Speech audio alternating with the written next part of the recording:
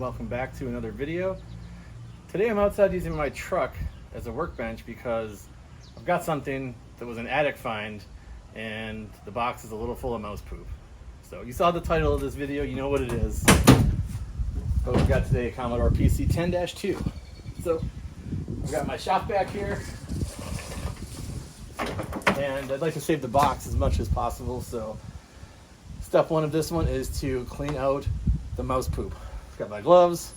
Let's jump right into it.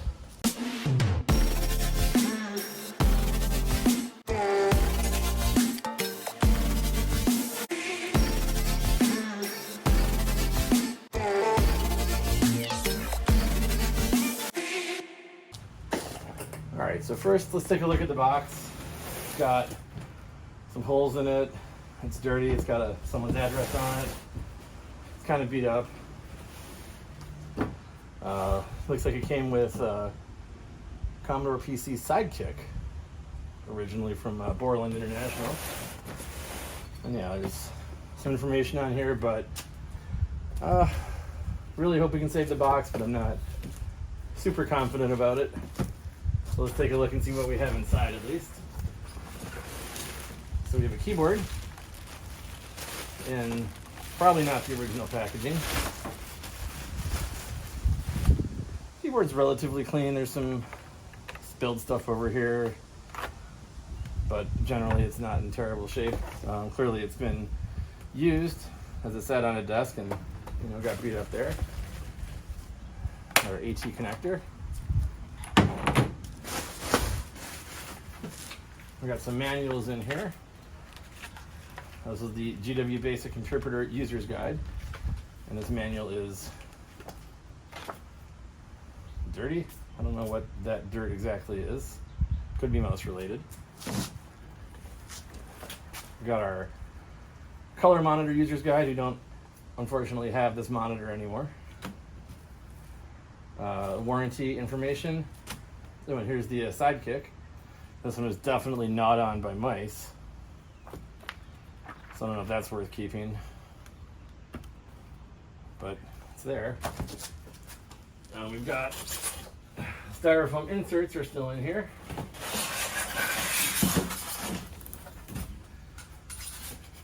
And they're covered in mouse poop.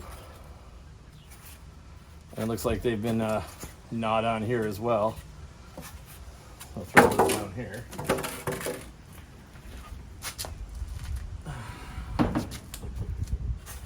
Here's our other styrofoam insert. Mouse poop, not great. We've also got the AV out cable still in a bag here. Protective foam padding, I think. And as you can see by the box here, it's full of mouse droppings, mouse nestings. It's a mess. Maybe we can save it. We'll vacuum that out and see what we get out of it. But here's the machine itself. We've got the floppy protectors for when it's being shipped. This door wasn't latched. That's probably a pretty good sign. There's some dirt on the top here.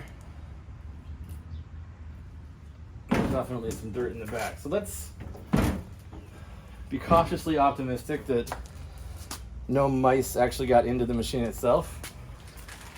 So I think this AV cable is for, a Commodore 64? I don't think it's for this one. This one's just got a CGA port. Printer port, serial port, or parallel port. But yeah, no place to hook this up, so I think that is from something else. Let me grab a screwdriver and let's get this guy apart. All right, so we definitely have 4 screws in the back to take out.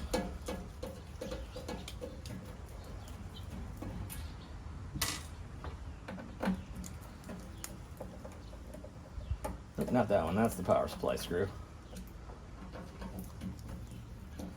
It's interesting that the paint doesn't go all the way over here. Like there's an unpainted piece here. That's on this side too. I suspect that's for grounding, to make sure that the top case was grounded to the main chassis. I think if they'd painted it, probably the ground may not have always worked, so they decided just to paint less, so that there would be a good connection electrically. Now on this side we have one screw here.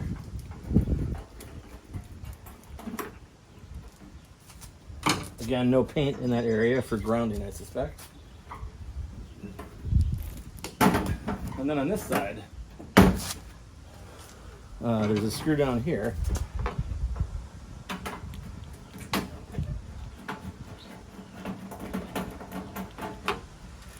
And then very interestingly, there's two flathead screws here. I don't know what these would be for. I don't think these were installed by the factory. But they do appear to be holding it in. So let me get a flathead screwdriver. I'll take these two out. These are definitely not computer screws. These are machine screws. Why would those be here?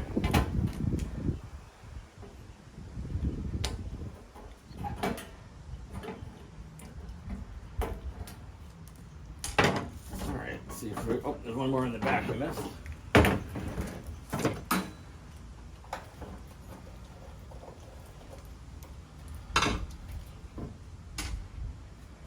That one missing the washer. Alright. That is our case disconnected. So there's a lot of dusty fingerprints in here. So somebody had touched this with their bare hands and then dust had collected on their grease that they left behind. So someone's been in here before, certainly.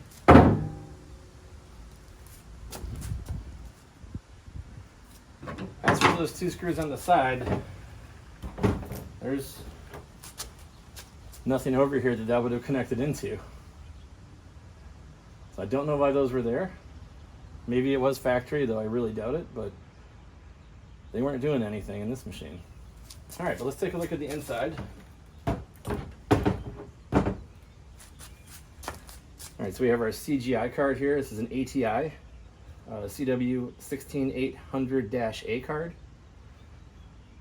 We have our ISA 8-bit slots.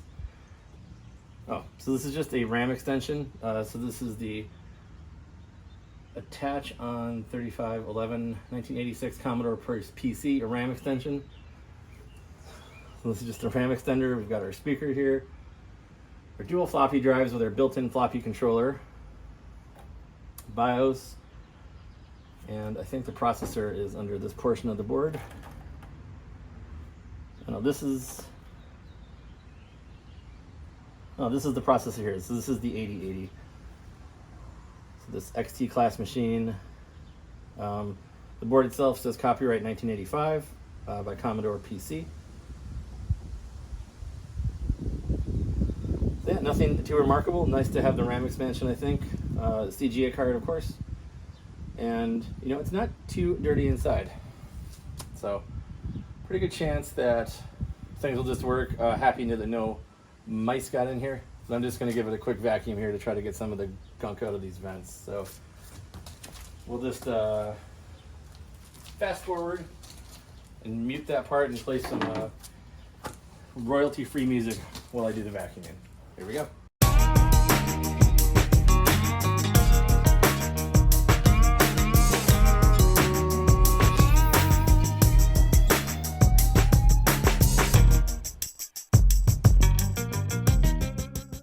All right, so we've got a little bit of dust out.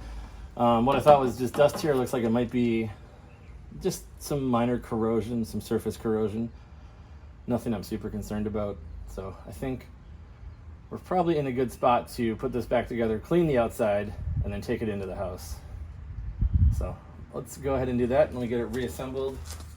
And then we'll give it a good clean.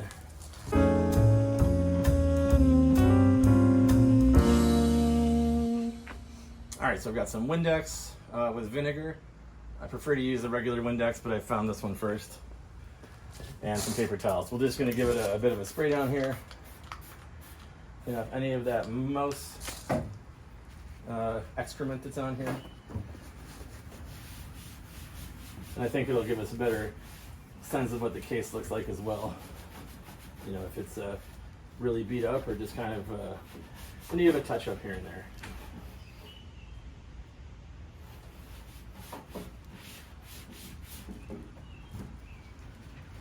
So I see a couple of spots here where paint's chipped off already. Not a huge problem.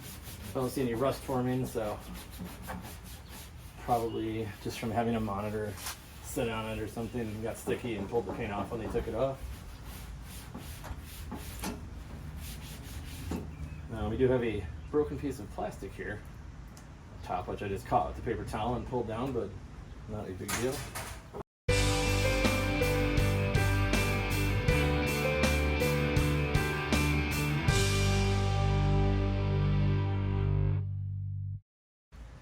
All right, so I think they've sanitized that enough to bring it into the house, so let's go ahead and do that. All right, well, we've got our PC10-2 box here, and let's see if we can salvage it. So first thing I'm going to do is try to vacuum out all of this stuff that's in here. We all know what it is.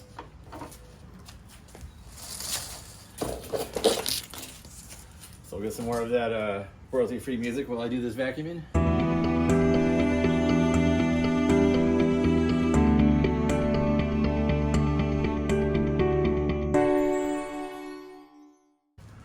Alright, so I think in terms of the vacuum, that's about the best we're going to get, but you can see that there's quite a lot of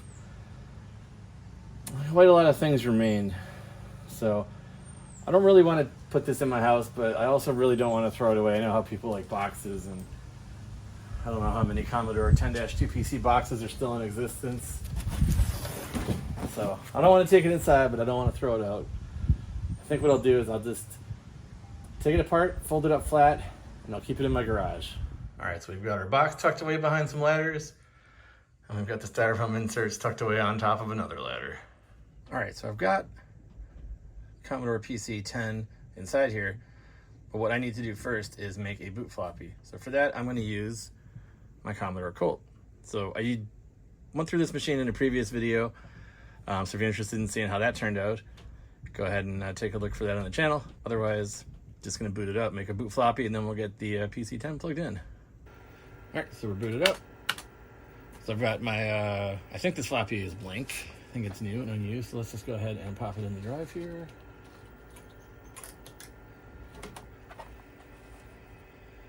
So we get A, DIR. So we should get a error reading floppy if it truly is blank and unformatted. So we will abort that operation. Go back to C, format A, S.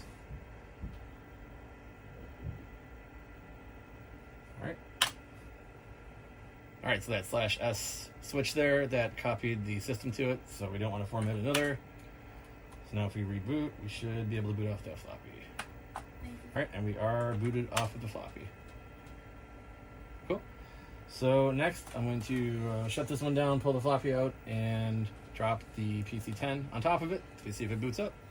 All right, so you can see the size difference between the Colt and the PC-10. PC-10 obviously much wider, much more like an IBM 5150, being the 8088 versus the Colt. And also on the Colt, keyboard plugs into the side, but on the PC-10, it plugs into the front up here. Well, I think we're ready to turn it on and see if it explodes, or doesn't do anything, or works. I think those are the kind of the three options we have. So let's just cross our fingers and see what we get.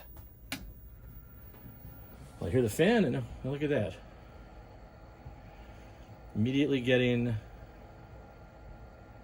something. So no scan code from keyboard. Now I'm using the keyboard that I had with the Colt. I don't have the PC-10 keyboard. I presume they were compatible, but almost appears now as if they're not. And so the RAM upgrade does take it up to the 640K. Without the RAM upgrade, I think it's at 384 kilobytes. All right, no boot disk. That is to be expected. Let's go ahead and drop one of these in. I think I saw this one light up. Let's put that there and hit enter. And let's find the top one.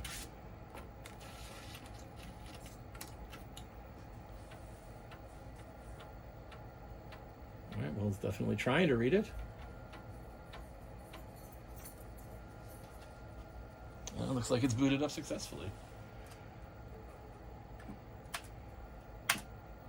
All right. Well, there we go. We've got a PC-10 that just works. So that's pretty cool. I guess it's going to make for more of a boring video. So basically all we did was clean the mouse stuff off of the machine, and it just worked. So the PC-10 was known for its reliability, so I guess it's not super surprising that it just works. That's kind of one of the big selling points of the Commodore PC-10 was the reliability, so that's, I guess, showing us that here today. Let me dig through my disks and see if I can find something fun that we can run on this. I've got a bunch of games and stuff, so let's see what we've got.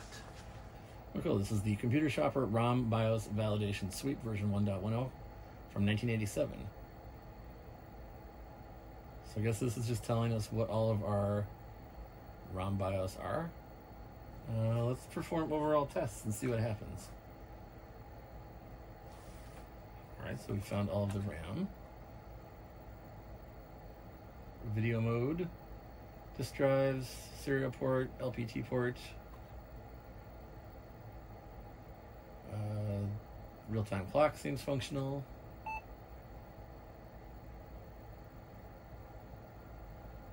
Doesn't like unable to test interrupt 17H, LPT1 not active on the system.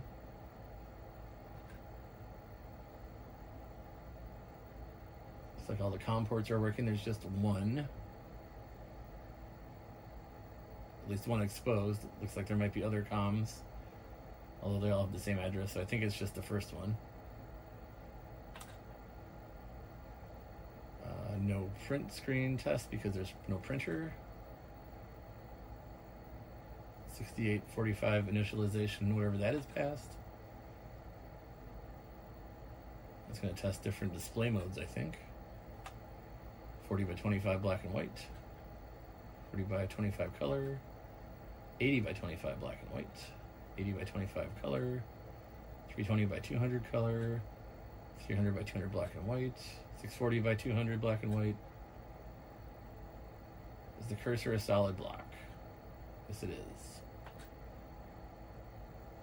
Is the X at row 4, column 12? Yes, it is. Is the cursor at position row 4, column 13? Yes, it is.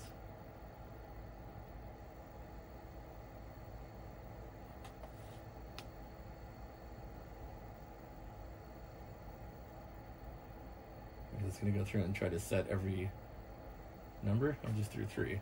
Okay.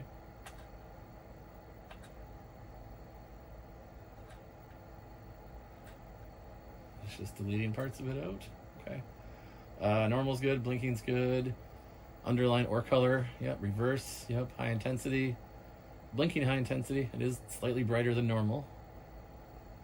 Color, blinking, reverse, yeah, they all look correct.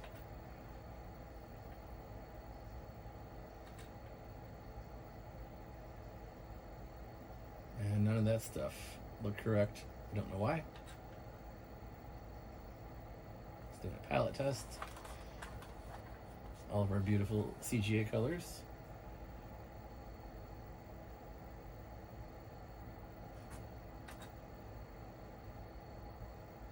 And now it's testing some function, don't know what.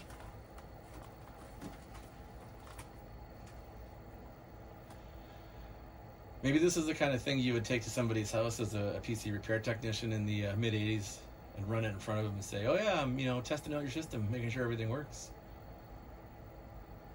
I don't know if this is actually useful. This is what, from the Computer Shopper? So is this used to try to tell you what to buy or what upgrades you could get, or is this really just a utility to test the system? I don't know anything about it. Just found this disc in a stash of discs here I'd received.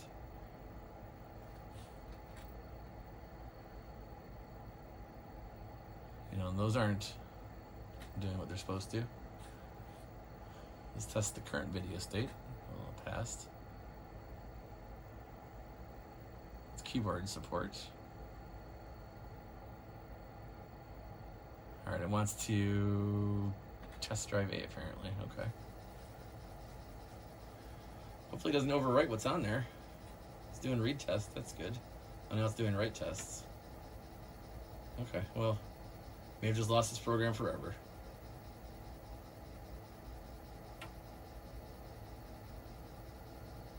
You think if it was going to overwrite it, it would have warned us. Maybe it did, maybe I just misread it. Alright, so the utility finished running, it didn't wipe the disk, everything checked out okay. And again, I don't know if that utility actually tests anything. I mean, it claims to, but Computer Shopper PC clone validation sweep, I guess it's just looking for compatibility with clones for the IBM lines of machines. I don't know if it's supposed to help you decide if you need to buy something since it's from Computer Shopper, or if it's really just the utility to test things out, but this seems pretty cool. I guess, I don't know. It did things and claimed things were okay, and who knows? Alright, so I think I found a game. This is Space War. It's listed as an excellent arcade game, requires OneDrive, color card, and it says 2023 shareware. To start, type PDQ. I don't think the game is from 2023, but I think this disc was created in 2023, but I don't know. Let's find out.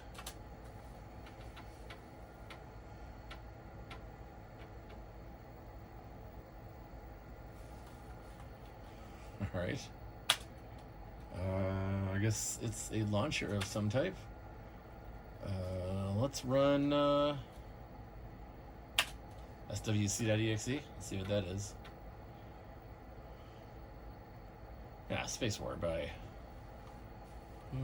it's from 1985, 1986. Be on the right.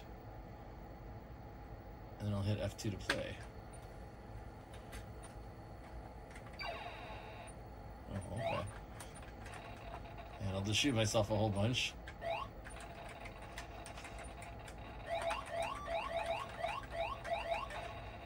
Well, the robot got me. But yeah, I 100% remember playing this game as a kid in the 80s, so that's pretty cool to see it again. I haven't seen this game probably in, I don't know, 30 years, 35 years. So that's pretty amazing. Cool. Well, all right, so one last thing I wanted to do. Let's see if we can't get these marks off of here. So I've got a magic eraser. And I think if we just give this a rub here, might have some luck with it. So that came off pretty nicely. A little bit left behind. If you can get it.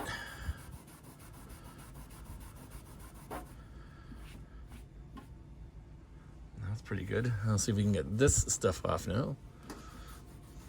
This feels like it's more like a, I don't know, residue from something. Maybe I could use some glue gun. Well, it seems like we're getting it here with the magic eraser. All right, that looks pretty good to me.